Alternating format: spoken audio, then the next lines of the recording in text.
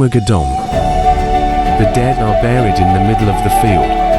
The surviving people are buried in Rumah Gadang. A Minangkabau proverb that describes about the function of a Gadang house as interpreted widely by the Minangkabau tribal community. House Gadang has unique carvings, as well as boards arranged in a vertical shape, as the front wall of the house. The carving is placed according to the layout and board.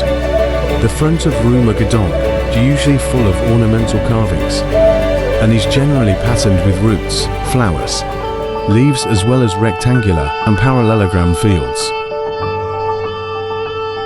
Every element of Rumah Gadang has its own meaning in the background by tambo existing in customs and culture local people.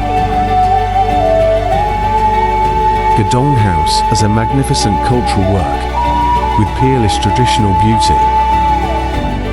Follow me, Loba Art Project,